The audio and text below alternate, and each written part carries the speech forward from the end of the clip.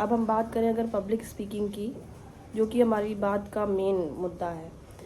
Public speaking की जब हम बात करते हैं तो सबसे दो चीज़ें बहुत इम्पॉर्टेंट है, बेसिक जब हम स्टार्ट करते हैं, एटलीस्ट जो मेरे नॉलेज में है, कि जब हम बात करना शुरू करते हैं कहीं पर भी, किसी भी मंच पर या 10 लोगों के बीच में या और ज़्यादा अगर बड़ी ऑडियंस है तो दो चीज़ें हैं मेरे ख्याल से, अगर उसका हम ध्यान रखें तो जो हम बातें कहते हैं वो अच्छे से लोगों तक पहुंच पाती हैं और ज़्यादा इफ़ेक्टिव होती हैं।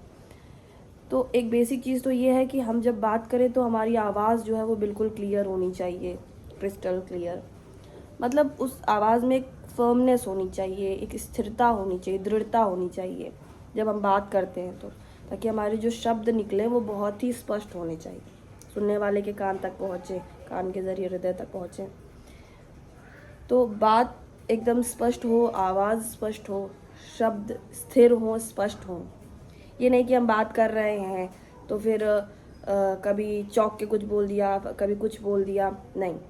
जो बोलना है आप स्पष्ट बोलिए। हाँ, उतार चढ़ाव होता है बातों का, शब्दों का, लय का। दूसरी बात, जब हम पब्लिक स्पीकिंग करते हैं तो बहुत इम्पॉर्टेंट चीज़ है और बेसिक है कि जब हम माइक पकड़ते हैं तो माइक जो है वो स्थिर होना चाहिए। क्योंकि कई बार ऐसा होता है कि जब हम बात कर रहे होते हैं तो हम चाहे आउट ऑफ नर्वसनेस कह लीजिए या कुछ भी हो सकता है, आदत भी होती है कुछ लोगों की, तो वो लेके माइक हम मूव करते रहते हैं और मूव करने की वजह से माइक और हमारी जो आवाज़ है उसका कांटेक्ट टूट जाता है और जो बात हम कह रहे होते तो आधी बात तो ऑडियंस तक पहुंचती है, आधी पहुंचती ही नहीं है। तो बात की जो इफ़ेक्टिवनेस है वो ऑलरेडी कम हो जाती है।